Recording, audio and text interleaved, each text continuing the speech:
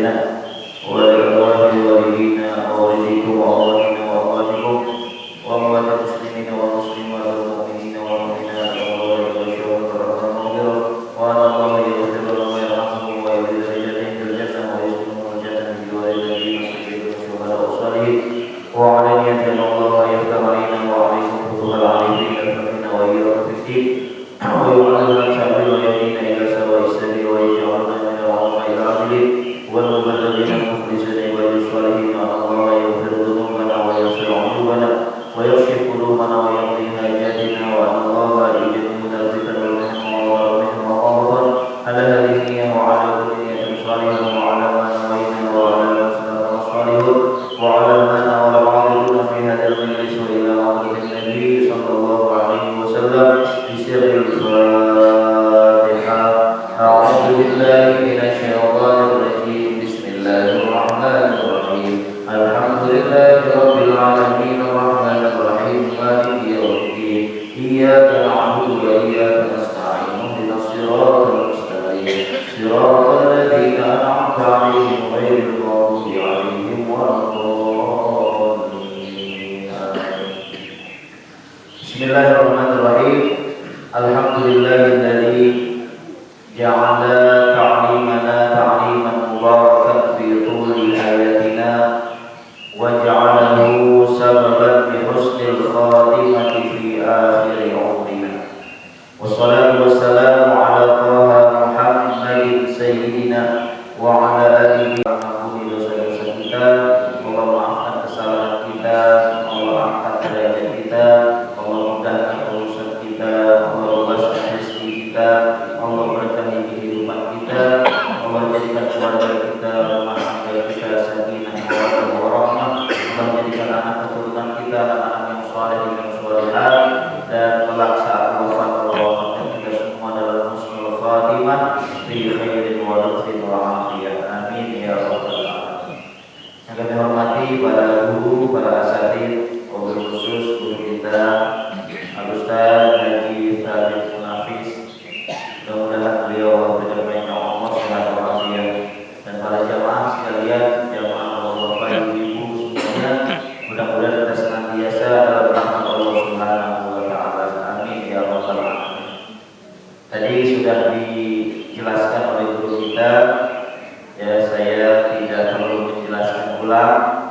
Mudah-mudahan kalau ban yang biasanya ban andalannya itu yang bikin jalan nggak ada, ya ban serep juga perlu juga kayaknya. Biar kata pelaknya beda juga, pelak kaleng nggak apa-apa deh, yang penting jalan lah gitu ya. Masya Allah. Kalau beliau lihatnya fikih 4 mazhab, karena ini serep jadi fikih 1 mazhab aja ya. Nggak apa-apa ya bapak ya. Nah kalau biasanya mungkin beliau bab ini dalam pandangan ini begini, pandangan ini begini, saya 1 pandangan lagi. Nggak apa-apa ya. Alhamdulillah. Baik. Kita pagi hari ini kalau cukup waktu akan membahas tentang babu sunanis sholat. Bab sunnah-sunnah di dalam sholat. Kalau arkanus sholat, rukun sholat, insya Allah semua kita sudah memahami insya Allah. Namun alangkah indahnya kalau sholat kita itu kita lengkapi, kita sempurnakan dengan kita melaksanakan sunnah-sunnahnya. Karena banyak orang sekarang berprinsip itu bukan sholat itu penting, tapi yang penting sholat. Dan itu banyak. Dan saya sering dengar begitu. Sholatnya dikasih tahu di awal waktu, bentar, yang penting aneh masih sholat. Jadi bagaimana sunnah-sunnahnya mau dikerjain kalau prinsipnya aja udah keliru? Ya walaupun masih bagus dah ya, masih ngerjain sholat, tapi masa standarnya begitu kan gitu. Standar kita jangan gitu. Standar kita itu sholat itu penting. Sehingga kalau sholat itu maka kita akan betul-betul memperhatikan karena sesuatu itu penting. Misalnya guru kita, beliau menganggap kajian ini penting, sehingga bagaimana caranya, pokoknya kaji yang subuh ini jangan sampai diliburkan gitu. Kan gak lucu habis sholat berjamaah beliau tiba-tiba berdiri, pada jamaah setelah ini kita ngopi-ngopi aja karena gak ada gurunya, kan gak mungkin. Karena beliau menganggap penting, maka beliau betul-betul cari kelompok. Dan begitulah kira-kira perumpamaannya. Kalau kita menganggap sholat itu penting, maka kita akan serius di dalam melaksanakan sholat itu. Bukan hanya apa yang menjadi kewajiban, tapi justru sunnah-sunnah yang dikerjakan oleh Nabi juga kita mau melaksanakan. Baik, itu sebagai mukadimah aja. Kita sampai isyraq tadi. Sampai isyraq. Saya mengambil referensi dari kitab judulnya At-Taqriratus Sadidah fil Masailil Mufidah yang ditulis oleh Sayyid Hasan bin Ahmad bin Muhammad bin Salim Al-Kaf, salah satu murid dari Al-Habib Zain bin Ibrahim bin Zain bin Smith yang ada di kota Madinah Al-Munawwarah. Ini kitabnya covernya udah sobek. Ini menandakan apa nih? Yang menandakan saya salah naruh ya. Bukan sering dibaca. Baik, bismillahirrahmanirrahim. Qala Imam al-Mu'allif rahimahullahu ta'ala wa adana bihi wa bi barakati ulumihi wa bikum fid darin amin radhiyallahu anhu wa radhiyallahu ankum. Babu sunanis shalah. Bab tentang sunnah salat. Wa hiya sunanun katsirah. Bab sunnah salat itu sunanun katsirah, sunnah yang sangat banyak. Wa awsalaha ba'duhum ila 500 sunnah. Bahkan sebagian ulama banyak atau ada yang menyebutkan sunnah salat itu ada 500 sunnah. Ada 500 sunnah. Wa ba'duhum, dan juga sebagian mereka ada yang mengatakan ada 800 sunnah. Wa ba'duhum, dan sebagian ulama juga mengatakan ada 1000 sunnah. Banyak sekali itu. Bagaimana tuh kalau orang yang sholatnya kayak, kalau kata orang Betawi kayak cakung cebok. Tahu cakung cebok? Begitu doang. Ya bagaimana mau dilaksanain gitu kan, sedangkan kata para ulama ada 1000 sunnah. Ya. Maka ini mesti kita perhatikan. Bahkan mudah-mudahan kalau kita sungguh-sungguh melaksanakan ini di tengah umat yang tidak melaksanakannya, semoga kita masuk ke dalam hadis Nabi, man ahya sunnati inda fasadi ummati. Siapa yang menghidupkan sunnah di tengah rusaknya umat. Rusak umat bukan hanya karena maksiat. Ketika umat malas melaksanakan sunnah, itu juga dikatakan rusak umat. Nah, kalau ada orang-orang yang melaksanakan sunnah Nabi di tengah rusaknya umat, ya maka nanti dijanjikan oleh Nabi akan bersama Rasulullah SAW di dalam surganya Allah Subhanahu wa Ta'ala. Amin ya rabbal alamin. Ini jangan menjadi motivasi kita. Baik, kita masuk bab.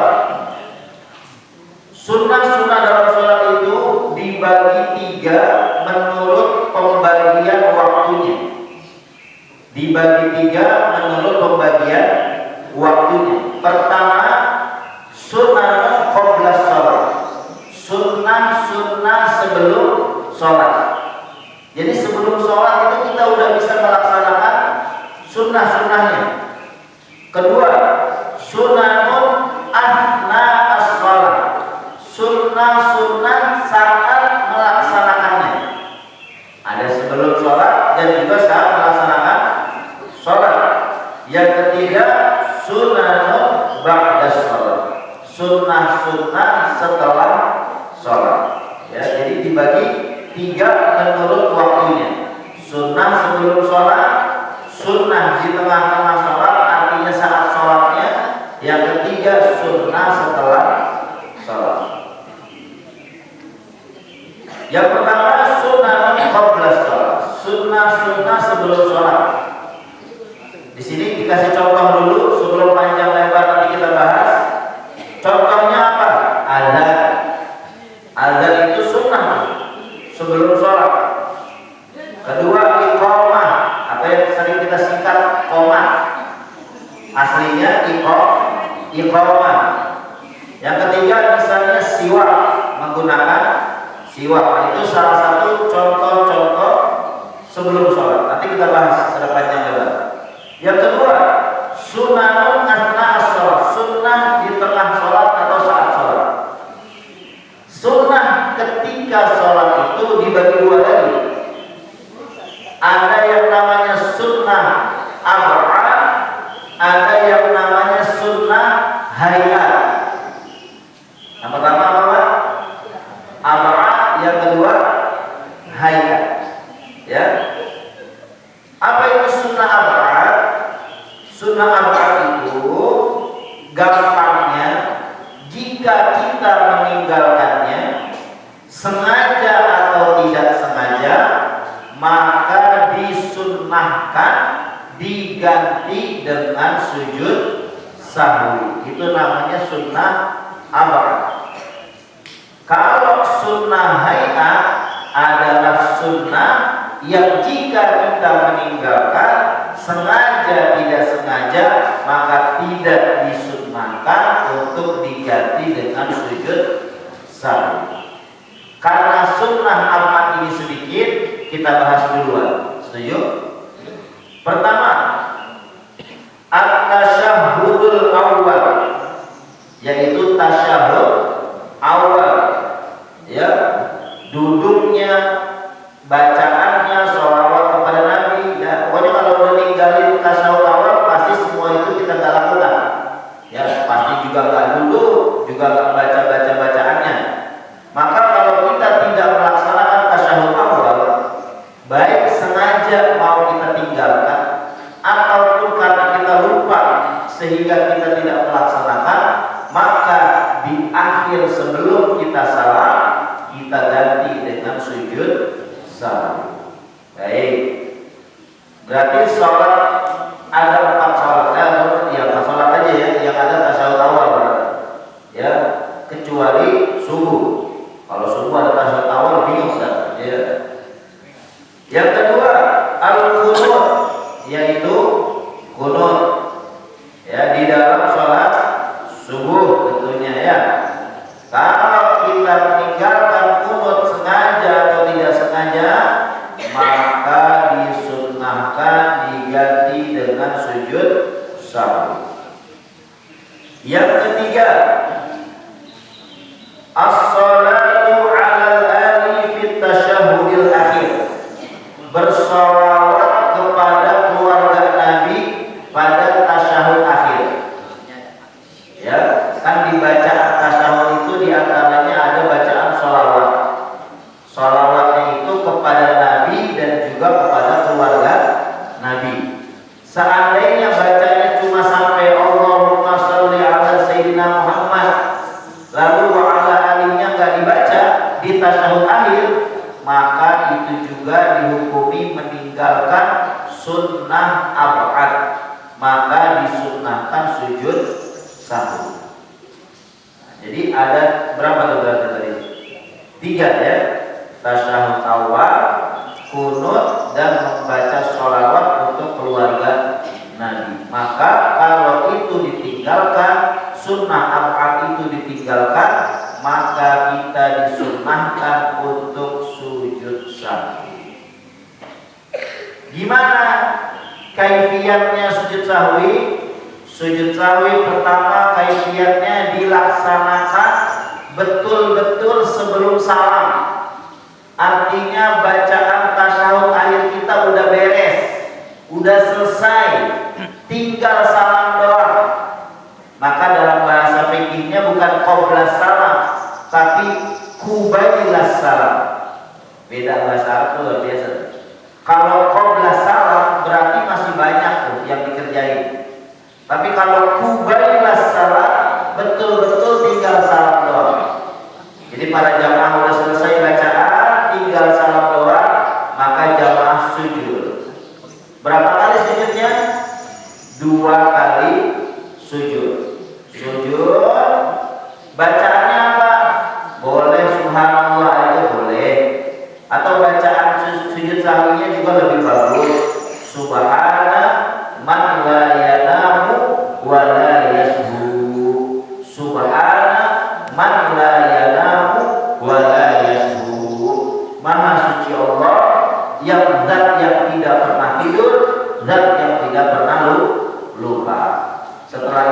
bangun, lalu sujud lagi yang kedua kali dengan bacaan yang sama. Setelah sujud yang kedua, bangun lagi, langsung ucap salam. Nah, itu tata cara sujud sahwi. Ada yang nanya lagi, bagaimana Ustaz sujud sahwinya juga lupa? Ini kayaknya banyak problem nih orang ya. Udah yang itu lupa, pas mau sujud udah niat langsung salah. Kalau sujud sahwinya lupa, ya udah gak apa-apa. Sah nggak sholatnya? Sah, karena yang ditinggalkan bukan rukun sholat, yang ditinggalkan sunnah sholat, dan hukum sujud sahwi juga sunnah, maka sholatnya juga tetap sah. Cuma memang untuk menyempurnakan ya semoga nggak lupa gitu ya. Nah, itu tentang sunnah apa? Kalau sunnah ayat, misalnya mengangkat tangan saat takbiratul ihram, misalnya meluruskan jari saat sujud dan lain-lain, itu semua sunnah hayat dan kita tidak disunnahkan apabila meninggalkannya untuk sujud sahwi. Yang ketiga, sunnah ba'da sholat, sunnah setelah sholat seperti zikir dan lain-lain. Baik, kita masuk sekarang di pembahasan yang pertama, sunnah sebelum sholat. Sunnah sebelum sholat yang pertama al-adzan, yaitu azan. Ya, kalau bisa nyebut yang bagus, alhamdulillah azan. Tapi kalau kadang-kadang udah susah nyebutnya ajan. Ada yang nyebutnya ajan, ada nggak? Ya udah nggak apa-apa dah, gitu ya. Bangun loh, udah ajan, ya udah nggak apa-apa dah ya. Namanya juga susah udah. Ya kalau bagusnya azan, ya. Apa artinya azan itu secara bahasa? Al-i'lam. I'lam artinya pemberitahuan. I'lam. Maka sekarang tuh kalau kita buka handphone, download aplikasi gratis, suka muncul i'lam yang jadi bahasa Indonesia. Jadinya apa? Iklan. Nah, iklan itu dari bahasa apa? Dari kata i'lam atau i'lan, artinya pemberitahuan. Itu azan secara bahasa artinya i'lam, pemberitahuan. Secara syariat azan itu zikrun mahsusun matlubun li sholatin maktubatin as-sholatan 'alal a'yan. Secara istilah azan itu zikir yang dikhususkan untuk melaksanakan sholat maktubah, artinya sholat wajib. Dari mulai Allahu Akbar sampai la ilaha illallah. Nah, itu namanya azan secara istilah. Nah, di antara keutamaan azan dijelaskan oleh As-Sayyidah Aisyah radhiyallahu ta'ala anha bahwa ketika turun ayat tentang azan, yaitu yang berbunyi wa man ahsanu qawlan mimman da'a ilallah wa 'amila shalihan wa qala innani minal muslimin. Sayyidah Aisyah memberikan keterangan bahwa Nabi sallallahu alaihi wasallam pernah mengatakan yughfaru lil mu'adzin muntaha adzanihi. Allah mengampuni dosa sang muadzin, orang yang azan. Muntaha adzanihi, selesai dia azan, dosanya diampuni Allah Subhanahu wa taala. Hati-hati setelah ini pada berputar. Hati-hati. Setelah ini keadaan jadwal lagi. Dia selesai la ilaha illallah, diampuni dosanya di luar Allah. Amin ya rabbal. Besok-besok kalau dapat tugas azan jangan pakai rolak, kecuali suaranya serak. Jangan dipaksain juga, gak enak kita rasanya. Ya, azannya pendek banget dan nadanya juga gak enak. Bahwa jadi lagi gak enak juga ya. Itu namanya maksain diri, minta ampunan gitu ya. Kemudian beliau juga mengatakan innallaha wa malaikatahu yusholluna 'alas shaffil muqaddam. Allah Subhanahu wa taala dan malaikatnya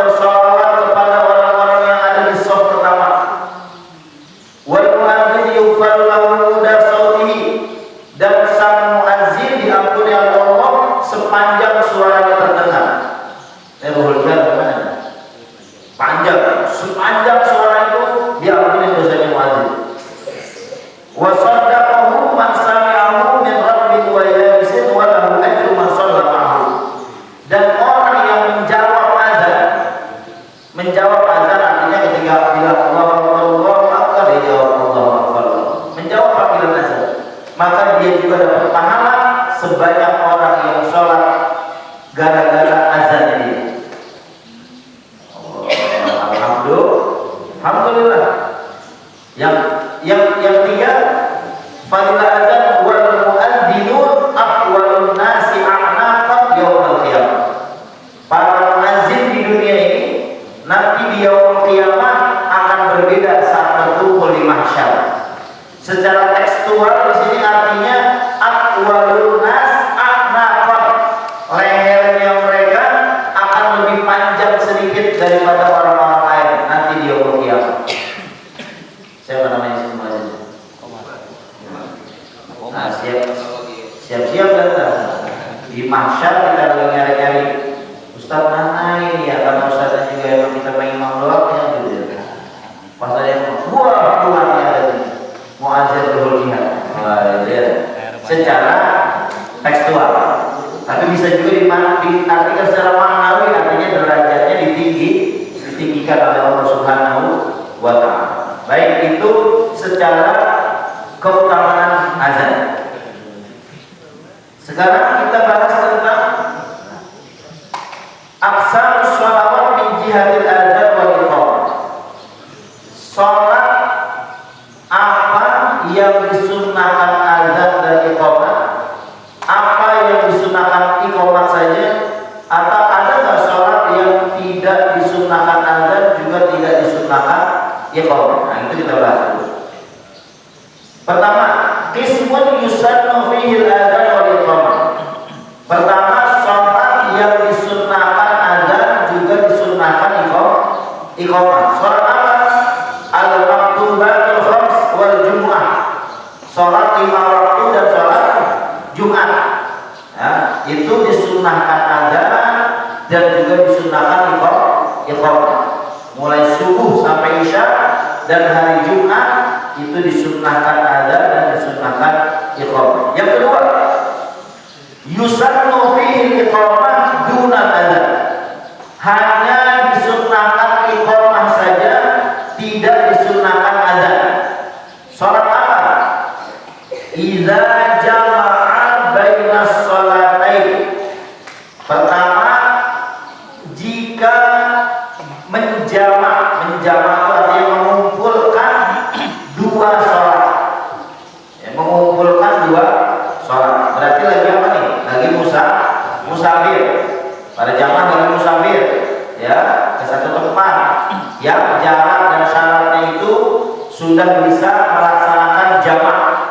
Nah, ketika melaksanakan sholat yang kedua, misalnya zuhur dengan asar, ketika zuhurnya sudah selesai, lalu jamaah mau berdiri lagi untuk melaksanakan asar, maka tidak disunnahkan azan, hanya disunnahkan iqamah. Atau yang kedua, jamaah mau mengqadha sholat, misalnya habis datang kajian, ya, Allah kasih tambahan iman, kekuatan takwa, Allah kasih muhasabah. Ingat dulu ya Allah, setelah akhir balik masih lalai, banyak sholat ditinggal, ya, baru kopet, baru sadar sholat usia 40 tahun. Alhamdulillah, sebelumnya sholatnya masih belentang-belentang kalau kata orang Betawi, ya. Akhirnya apa? Dapat pencerahan, qadha semua kamu. Ya, qadha kapan ada waktu di qadha diganti. Nah, ketika qadha itu maka enggak perlu azan, bahkan tidak disunahkan azan, tapi disunahkan iqamah. Walaupun sendiri, iqamahnya dulu, Allahu Akbar, lalu kita sholat. Lalu setelah itu mau sholat qadha lagi, sunnah lagi, iqamah lagi, tanpa disunahkan azan. Nah, itu dua sholat yang disunnahkan iqamah tapi tidak disunnahkan azan. Yang ketiga, yusannu fihi nida dunal azan wal iqamah. nida. Nida itu hanya seruan. Misalnya seperti as-shalatu jami'ah rahimakumullah atau shalatu jamaah rahimakumullah, begitulah contohnya. Tidak disunahkan azan, juga tidak disunahkan iqamah. Sholat apa seperti itu? Yaitu sholat sunnah yang disyariatkan berjamaah. Misalnya sholat Id, Idul Adha, Idul Fitri, ada nggak tuh nidanya? Ada tuh. Biasa suka ada bilalnya berdiri sebelum sholat, as-sholatu sunnatu sholat, kan gitulah. Walaupun tiap masjid beda-beda tuh. Nah, yang seperti itu namanya nida, yaitu menyeru tapi bukan seperti azan, juga bukan seperti iqamah. Wal khusufain atau sholat gerhana bulan, gerhana matahari, kalau dilaksanakan tidak sunnah azan, tidak sunnah qomat, hanya disunnahkan nida. Yang terakhir, yang keempat, la yusannu fihi al-adhan wa la iqamah wa la nida. Tidak sunnah azan, tidak juga iqamah, tidak juga nida. Sholat apa? Yaitu sholat sunnah yang tidak disyariatkan berjamaah. Misalnya rawatib, qobliyah, ba'diyah, ya udah nggak usah azan, nggak usah qomat, nggak usah nida. Apalagi misalnya sholat duha, nggak usah azan, nggak usah qomat, nggak usah nida. Sholat aja udah langsung ya. Itu beberapa bagian sholat menurut dari pandangan azan, qomat dan nida.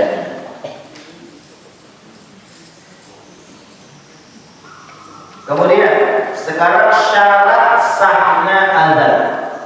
Di azan ini nggak macam-macam, ada syaratnya juga. Ya, syarat sahnya azan dan iqamah ada 6. Pertama, al-muwalah baina kalimatiha urfan. Muwalah itu apa? Berkelanjutan antara kalimat yang satu dengan kalimat yang lain, tidak diselingi dengan hal yang lain. Dari Allahu Akbar, nggak diselingin yang lain, nggak main HP dulu, nggak balas WA dulu, nggak bikin Instastory dulu, ya kan? Habis Allahu Akbar pakai kamera depan, tulis dulu, baru asyhadu an la, itu namanya nggak mualah. Kalau nggak mualah berarti kalimat yang pertama itu batal, artinya wajib diulang dari awal. Ya. Kedua, tartib berurutan sebagaimana yang ditakrirkan, yang disahkan oleh Nabi melalui azannya Sayyidina Bilal bin Rabah radhiyallahu anhu dari Allahu Akbar sampai la ilaha illallah. Yang ketiga, dukhulul waqti, yaitu sudah masuk waktu. Walaupun cuma beda 1 menit, tapi belum masuk waktu, maka azannya dihukumi batal, tidak sah azan. Yang keempat, qauluhuma min wahid. Azannya itu, ya, sunnahnya azan dan iqamah itu disunahkan 1 orang. Artinya dia yang azan, dia yang qomat, sunnahnya nih. Tapi kalau seandainya mau bagi-bagi pahala misalnya, ya nggak apa-apa juga. Yang azan siapa, yang qomat siapa. Tapi kalau mau ikut sunnah, yang azan fulan, yang qomat juga dia. Ya. Ayyakuna bil arabiyah. Yang kelima, sunnahnya itu dua-duanya azan dan iqamah dengan bahasa Arab. Ya. Emang kalau udah bahasa Arab enak udah jadi bersatu. Kan kalau kita kan sukunya terlalu banyak. Ntar yang muazinnya orang Jawa pakai bahasa Jawa, muazinnya orang Betawi paling kagak enak kan. Allah gede banget, ya enak kalau orang Betawi bahasanya. Ustaz Betawi dulu karena saya orang Betawi gitu. Kalau saya orang Betawi itu tersinggung gitu ya. Ya, Masya Allah. Jadi bahasa Arab yang belum bisa ya dihafalin. Kadang-kadang juga masih kecil udah hafal lah, kita udah sering berlomba azan dulu ya. Yang keenam, al-jahru bihima idza kana li jamaah. Mengeraskan